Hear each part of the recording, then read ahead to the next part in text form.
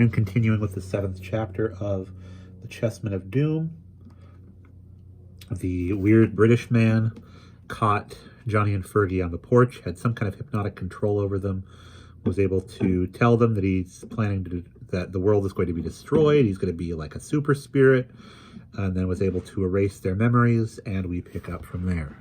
What happened? Asked Johnny in a thick, groggy voice. He could not figure out why the two of them had been on their knees, facing away from the cottage. Fergie rubbed his hands over his face. John, baby, he said slowly, if I knew what happened, I'd tell you. Somebody must have hit us on the head. That's the only explanation I can come up with, but who did it, and how come my head doesn't hurt? Johnny paused and looked around at the dark, menacing shadows of the trees. I think we'd better get out of here, he said in a worried voice. We might get murdered if we hang around much longer. Fergie did not need any more encouragement. He grabbed Johnny by the arm and shoved him ahead, and soon they were trotting along double-time toward the dock and the boat that still bobbed on the choppy water. Quickly they piled in, and Fergie seized the oars. Johnny pulled the rope free of the post, and they glided away, driven by Fergie's strong strokes. The dark shadow of the island got smaller and smaller, and the fear that had gripped them melted away, but neither said anything. They both knew that they had had a strange and frightening experience, and they were still struggling with their feelings. There was a blank spot in their lives that they couldn't account for, and this bothered them very much. Back across the lake water they slid. Fergie rode grimly on, and Johnny glanced absent-mindedly about. Then he happened to look up at the starry sky. Suddenly, he let out a sharp, loud exclamation. Oh, my gosh, Fergie, look! Huh? Look at what? Up overhead in the sky! Fergie looked and his mouth dropped open. A bright, long-tailed comet was burning in the sky. Holy Toledo, he gasped. How about that? I didn't know there was one of those coming our way, did you? We wouldn't have known about it, said Johnny sourly. The professor keeps turning off the TV news at night because it depresses him, and we aren't getting any newspapers. He bent his head back and stared some more. That really is something, isn't it? He went on in an awestruck tone. I've never seen one before, have you? Fergie shook his head. Nope. Well, now I guess I've seen everything. We'll have to tell the prof about this when he wakes up. If he isn't already waiting for us down by the shore, said Johnny gloomily. When they got back to the island where they were camping, Johnny and Fergie were relieved to see the tent was dark and still with its flaps tied shut. Carefully, Fergie nosed the boat in, and then he and Johnny dragged it up onto the sand as quietly as they could. They put the oars in the brackets and tiptoed back to the tent, lifted the flaps, and crawled inside. Their sleeping bags were ready for them, and the professor was in his, snoring peacefully. The little nighttime adventure had turned strange, but they were both lucky they had returned safely. The next morning, as they were eating breakfast, Johnny cautiously brought up the subject of the comet. Professor? You know what? The professor swallowed a mouthful of eggs and turned to Johnny. No, I don't have the slightest idea what, John, he said, grinning. Tell me what. Johnny squirmed. He was afraid he might accidentally tell the professor where they had been last night, and this made him jittery. Well, Fergie and I were sitting up late last night after you went to bed, and we saw a comet. The professor nodded knowingly. Yes, I knew there was one on the way. I read about it in the newspaper at the library the other day, and for your information, there are 2 more coming, though they won't be visible till late this summer. The astronomers are all worked up because there haven't been so many comets in, well, a very long time. I'm an old geezer, so I remember Halley's Comet in 1910, but I'll bet neither of you has ever seen one before, have you?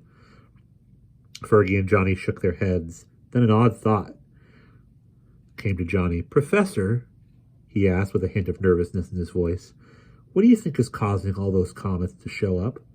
The professor shrugged. Search me, John. I'm no expert on these things, but if I had to guess, I'd say that it was a disturbance in the Oort cloud.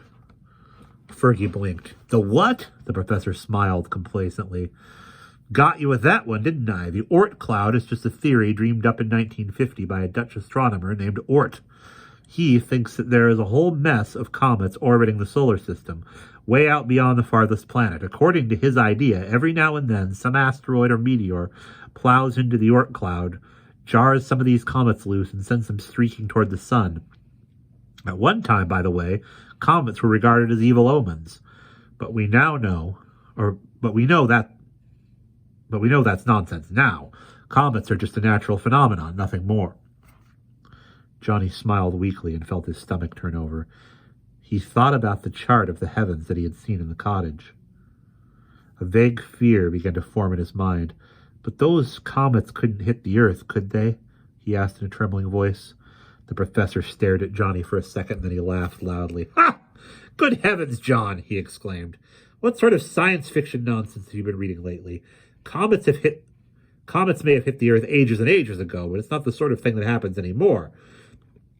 Rest easy. We're not going to be blitzed by comets. When they pass the Earth, they're usually millions of miles away, and then they zoom around the sun and go back into outer space. Whatever made you ask a question like that? Johnny stared at his plate. I don't know, he mumbled. Maybe it was something I read about. Well, you should read other things, said the professor brusquely. And now, if you two are through feeding your faces, I would like you to help me wash these dirty dishes and pack our things before we head back to the estate. Hop to it, gentlemen. Fergie and Johnny helped the professor take down the tent and clean up the campsite. They packed up their equipment and putt-putted back to Mike Flynn's boathouse. As they drove to the estate, the half-memory of the strange incident on the Englishman's island kept flitting back into Johnny's brain. It was a maddening feeling, and Johnny would have enjoyed talking with Fergie about it, but he knew from the look on Fergie's face that he was going to clam up and pretend to be a tough guy. He would act as if the incident had never happened. Weeks passed. August arrived, and the Perseid meteor showers appeared in the sky, as they always do. Along with the meteors came the two comets that the professor had told the boys about. Each night the comets burned like lamps in the sky side by side. A lot of articles were written in the newspaper about the incredible celestial event, and nutty letters saying doom was near appeared in the letters to the editor columns all across the country. The professor laughed whenever he heard things like that, but Johnny and Fergie were not as skeptical as he was. They felt nervous and tense, and they wondered what was going to happen. One hot, muggy evening in the middle of August, Johnny, Fergie, and the professor were driving back from a visit to Stone Arabia. They had seen a movie and gobbled Big Ed's wonderful chili burgers, and they were in a very good mood, singing songs and telling jokes. When they rounded the last turn of the driveway, they were surprised to see the old mansion was ablaze with light. Every window was glowing, even the boarded windows in the room on the third story of the tower. But even there, through the cracks, a faint glimmer of light could be seen.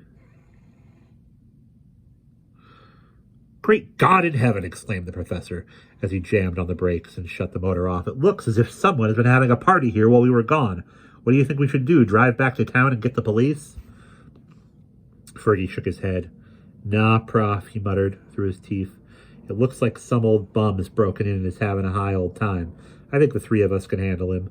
At first, the professor wanted to tell Fergie that he was out of his mind, but then he remembered the time he had charged a machine gun nest single-handed during the Battle of the Argonne Forest. He pulled himself together and set his jaw. No doubt you are right, Byron, he said stiffly. Are you with me, gentlemen? Then it's forward at a gallop. Secretly, Johnny wished his two friends were not so bold and fearless. But on the other hand, he didn't want anyone to accuse him of being a coward, so he slid off his seat and followed Fergie and the professor up the sidewalk toward the mansion. The professor led the way, with a tire iron gripped firmly in his right hand. But about halfway up the walk, he stopped. He tried to go on, but he couldn't. He had run into an invisible wall that was as solid as the side of a mountain. With an astonished look on his face, the professor stepped backward. He gritted his teeth and strode forward again. But he was stopped so suddenly that his glasses were knocked askew. With a muttered curse, the professor took 2 steps back and adjusted his spectacles. Then he turned to the boys who were standing and watching with their mouths open. Gentlemen, he said in a low, angry voice, it seems we are up against something that is stronger than us. If we were smart, I suppose we would skedaddle out of here. But I want to know what's going on. Are you with me? The boys nodded and folded their arms stubbornly. Minutes passed as they stood waiting outside the strange invisible wall that encircled the huge old house. Ahead, they could see the lights still burning. Overhead in the night sky, the 2 strange comets raced along, with fiery tails streaming behind them. For about half an hour, nothing happened. Johnny thought he heard a distant sound of chanting coming from the boarded room in the tower, but the sound was so faint that he could not tell if it was real. The professor got more and more nervous as he paced back and forth. What on earth time is it? Snapped the professor. I left my watch in the house. Do you have a timepiece, Byron? Fergie squinted at the luminous dial of his watch. I think it's about midnight, Prof, he said. This thing isn't terribly accurate. But I said it this morning, so it's probably right. The professor scowled and folded his arms. Ah, midnight, the witching hour. Traditionally, this is the time when all sorts of weird and uncanny things are likely to occur. I wonder if, at that moment, a loud slamming split the air. It sounded like a heavy load of wooden planks being dropped from a great height. At the same instant, all the lights in the mansion went out and the earth shook. It shook so violently that the professor and the boys were thrown to their knees. Dazed and shaken, Johnny tried to drag himself to his feet, but he found that he couldn't. For some reason, he bent his head backward and gazed up at the two bright comets that still streaked across the heavens. As he watched, the comets seemed to flicker and grow dim. Then they went out, they vanished, and only the vast starry gulf of the night sky could be seen. And that is the end of Chapter 7.